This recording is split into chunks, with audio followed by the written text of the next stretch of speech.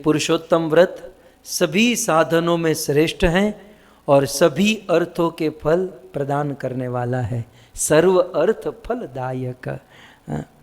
लेकिन एक बात याद रहे, जब भी पुरुषोत्तम महीने में भगवान का कोई भी व्रत रखते हो, क्रिया करते हो, तो किसी भी क्रिया के पहले एक मंत्र बोलना होगा। ये सूत जी कहते हैं, मैं नहीं कह रहा हूँ, ये इसी श्रृंखला में, इसलिए श्लोक नंबर भी है 28 के बाद 29 आएगा।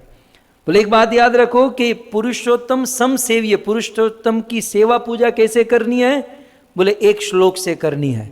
और वो श्लोक, हे ऋषि मुनियों आप लोग नोट कर लो, हे ऋषि मुनियों, दाढ़ी मूछ बिना वाले बिगर के ऋषि मुनियों, आप लोग भी जूम वाले ऋषि मुनि, आप भी नोट कर लो कि ये श्लोक आपको बोलना है। अगले श्लोक में वे कहते हैं, गोवर्धन धरम वंदे गोपालम गोपरूपिणम गोकुलोत्सवमीशानम गोकुलोत्सवमीशानम गोविंदम गोपिका प्रियम गोविंदम गोपिका प्रियम। इसमें तो पूरी कथा हो सकती है ये एक श्लोक में पूरी कथा हो सकती है, लेकिन जस्ट आपको अनुवाद कर दूं। गोवर्धन धरम वंदे भक्तों, ये भगवान को प्रणाम मंत्र के लिए भी बहुत अच्छा श्लोक, नोट करने जैसा। गोवर्धन धरम वंदे, जिसने गोवर्धन धारण किया है, ऐसे गोवर्धनधारी भगवान श्री कृष्ण को वंदे। प्रश्न हो सकता है कि गोवर्धन ही क्यों? कालिय नाग को मारम वंदे, ये भी हो सकता था। पूतना उद्धारम वंदे, बहुत सारी कृष्ण ने ब्रज में बहुत सारी लीलाएं की, लेकिन यहाँ गोवर्धन ही क्यों? अब इसमें जाएंगे तो बहुत सारी बातें निकलती हैं। लेकिन भगवान श्री कृष्ण ने अन्य जितनी भी लीलाएं की, बहुत सारी बातें, लेकिन एक पॉइंट बता दूं कि अन्य जितनी भी लीलाएं की, उन लीलाओं में कृष्ण ने मात्र एक रस का आस्वादन किया। यशोदा के साथ केवल वात्सल्य तो केवल वात्सल्य, सखाओं के साथ केवल साख्य तो केवल साख्य, गोपियों के साथ केवल माधुर्य तो केवल माधुर्य। लेकिन ब्रज लीला में कृष्ण की एक लीला ऐसी है जिस लीला में कृष्ण ने साख्य का, दास्य का, वात्सल्य का, माधुर्य का, सारे रसों का आस्वादन किया, और वो थी गिरिराज गोवर्धन लीला। गिरिराज धरण की श्री गोवर्धन महाराज की, श्रीनाथ जी भगवान की जय। तो गोवर्धन की ये महिमा, बहुत सारी महिमा है, हरिदास वर्य जिसे कहा गया। तो ऐसे गोवर्धन को जिन्होंने अपने उंगली पर धारण किया है, मैंने उस दिन कहा था ना कि गोपियों ने कहा कि कृष्ण तू हवा मत कर, ये गोवर्धन तूने नहीं उठाया, ये गोवर्धन हमारी राधा रानी ने उठाया है। कृष्ण ने कहा कि कनेक्शन तो मेरे हाथ में ही जा रहा है, मतलब देख तो लो, यहाँ वो उंगली है, यहाँ से चेक कर लो, यहाँ बीच में तो कोई है नहीं, और आप लोग दावा करते हो राधा रानी ने उठाया है। गोपियाँ कहती नहीं, गोवर्धन राधा ने उठाया है। कृष्ण ने कहा तो कैसे राधा ने उठाया? तो वहाँ पर मैंने कुछ दिन पहले बताया था, बड़ी रसिक बात है कि गोवर्धन राधा ने उठाया कैसे। मैं आपको प्रश्न पूछूं, कृष्ण जमणे रही था डाबे रही था? पहले मैं आपको एक प्रश्न पूछूं, कृष्ण राइटी थे कि लेफ्टी थे? राइटी थे ना, कृष्ण राइटी थे। सब लोग मानते हैं राइटी है, सब लोग मानते हैं कृष्ण राइटी, तो आगे बढ़ूं मैं। अब दूसरा प्रश्न मैं आपको पूछूं कि अचानक से आपको कोई बहुत बड़ा वजन उठाना हो, और यदि आप राइटी हो तो आप किस हाथ से वजन उठाओगे? राइट से ही उठाओगे ना। आप लोग एक्सरसाइज करते हो, कभी जिम में गए हो ना, तो आपको आइडिया होगा कि जो लिफ्ट आप राइट से कर सकते हो, लेफ्ट से नहीं कर सकते। यदि आप राइटी हो तो लेफ्टी को लेफ्ट में ज्यादा दम होता है, राइटी वाले को राइट में ज्यादा दम होता है। એટલે કોઈને લાફો મારવો હોય તો જમણા હાથે, તો આમાં થોડુંક વધારે જોર હોય। तो मान लो कृष्ण राइटी है, पहली बात। दूसरा कि उनको इतना बड़ा गोवर्धन 21 किलोमीटर का तो आज है, उन दिनों तो बहुत बड़ा था। मतलब आज के दिन का ही समझ लो ना, 21 किलोमीटर लंबा चौड़ा पर्वत उठाना है और राइटी बंदा राइटी है और उसे तुरंत उठाना है, तो वो कौन से हाथ से उठाएगा? राइट हाथ से ही उठाएगा। यदि हम राइटी हैं और हमको बहुत सारा वजन उठाना है और एक ही हाथ यूज करना है, तो हम राइटी है तो राइट हैंड यूज करेंगे। कृष्ण राइटी थे तो गोवर्धन को राइट हैंड से उठाना चाहिए था, लेकिन नहीं, कृष्ण ने लेफ्ट हैंड से उठाया। क्यों? क्योंकि राइट हैंड में ताकत नहीं थी। लेफ्ट साइड में दिल होता है, हार्ट होता है, और राधा रानी कृष्ण के हार्ट में बैठी हैं और कृष्ण के हार्ट में बैठकर लेफ्ट हाथ में राधा रानी शक्ति दे रही है।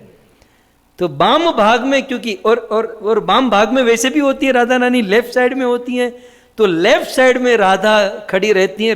राधा ने लेफ्ट साइड से शक्ति दी, तब जाकर गोवर्धन उठाया। और अलक्ष्य रूप से राधा रानी यहां पर थी, अलक्ष्य रूप से राधा के कंधे पर ऐसे हाथ दे दिया। आप समझ रहे हो ना? यहां मतलब यहां कोई खड़ा है और किसी के कंधे पर ऐसे हाथ दे दो तो ऐसे मतलब अपने को वजन नहीं लगता, उनके कंधे पर आता है। तो लेफ्ट साइड पर श्रीमती राधा रानी हार्ट में है और बाहर भी है। राधा रानी के कंधे पर रखकर कृष्ण ने गोवर्धन उठाया। इसलिए कछु माखन को बल बध्यो, कछु गोपन करी सहाय, श्रीमती राधा रानी की कृपा से मैंने गिरिवर लियो उठाए हैं।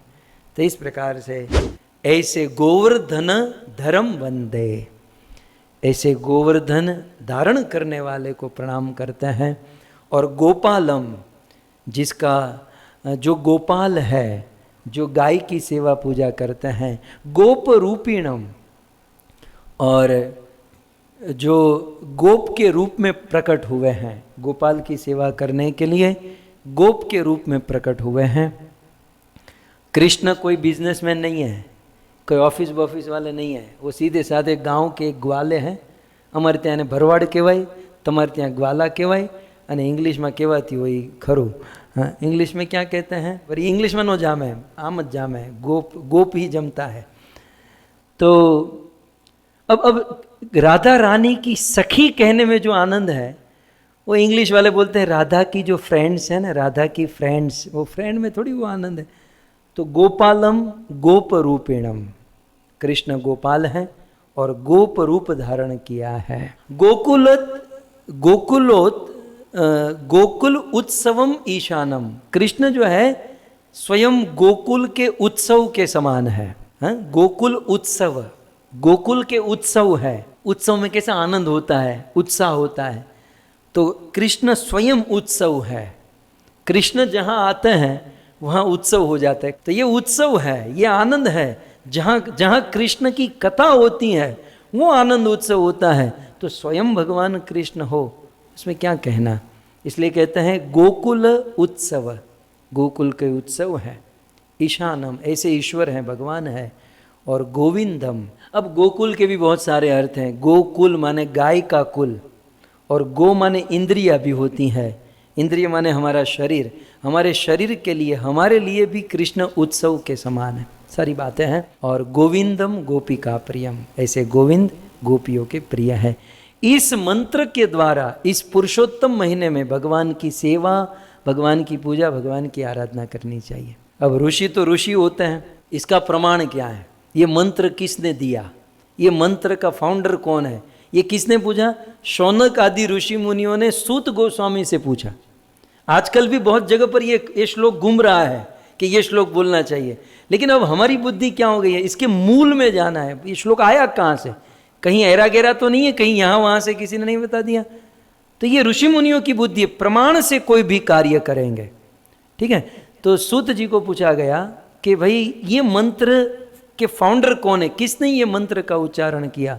तब अगले श्लोक में, इसके बाद वाले श्लोक में ही सूत गोस्वामी कहते हैं, कौंडिन ये न पुरा प्रोक्तम इमं मंत्र पुनः पुनः जपन मास न यद भक्त्या पुरुषोत्तम आपनयात्, पुरुषोत्तम आपनयात्। समझने जैसा है। हमारे इतिहास में अनेक ऋषि मुनि हुए उन अनेक ऋषि मुनियों में से एक हैं कौंडिन्य ऋषि। ये कौंडिन्य जो लिखा है ना, ये ऋषि का नाम है। सो कौंडिन्य ऋषि, कौंडिन्य ऋषि पुरा प्रोक्तम, पूरा माने बहुत पहले कौंडिन्य ऋषि ने प्रउक्तम इसे कहा था। तो अब आप भी समाज में कहिएगा, ये जो श्लोक घूम रहा है ना आजकल सोशल मीडिया में, ये कौंडिन्य ऋषि ने कहा है। सो कौंडिन्य न पुरा प्रोक्तम इमं मंत्रम पुनः पुनः। अब कहते हैं कौंडिन्य ऋषि का अपना अनुभव देखिए। पूरा बहुत पहले कौंडिन्य ऋषि ने इमं मंत्र, ये मंत्र पुनः पुनः बार बार क्या किया था, जपन मासम, इस मंत्र को कौंडिन्य ऋषि ने बार बार जपन मासम, बार बार जाप किया था। और बार बार, और जाप कैसे किया था, नयत भक्तिया, भक्ति भाव से, प्रेम भाव से। तो कौंडिन्य ऋषि ने बार बार इस मंत्र को भक्ति भाव से जाप करने से क्या फल मिला, चौथी लाइन में, पुरुषोत्तम आपनयात, इस मंत्र का भक्ति भाव से बार बार जाप करने से भगवान पुरुषोत्तम को प्राप्त कर लिया। आपनयात, आपनुयात माने प्राप्त कर लेना। तो कौंडिन्य ऋषि ने इस मंत्र, मतलब ये मंत्र सफल है, ऐसा नहीं है कि आपके ऊपर प्रयोग किया जा रहा है, ये प्रयोग किया गया मंत्र है। जैसे आजकल ये वैक्सीन प्रयोग हो रही है ना, एक्सपेरिमेंट हो रहा है ना, तो ये मंत्र एक्सपेरिमेंट कर चुके हैं। इस मंत्र को बोलकर पढ़कर कौंडिन्य ऋषि पुरुषोत्तम भगवान को प्राप्त कर चुके हैं। और ये मंत्र देकर क्या कहा सूत जी ने, ध्यान से सुनो, गुह्यात गुह्य तरम चेती। ये मंत्र गुह्य है, गुह्य नहीं, गुह्यात गुह्य तरम, ये गुह्य से भी गुह्य मंत्र है। न वाच्यम यस्य कस्यचित, सब लोगों के सामने मत इसे पढ़ना, सबको मत बताना। क्यों, मया अपि कथितम नैव कस्यात अपि अग्रे तपोधना। सूत जी क्या कहते हैं कि मैंने भी आज तक ये मंत्र किसी को नहीं बताया, लेकिन है शौनक जी, हे ऋषि मुनि, तपोधना, आप तपस्या कर करके शुद्ध हो चुके हो, इसलिए मैं आज ये मंत्र आपको बता रहा हूं, नहीं तो मैंने भी आज तक ये मंत्र किसी को नहीं कहा। सो इस प्रकार से यह मंत्र प्रदान किया गया।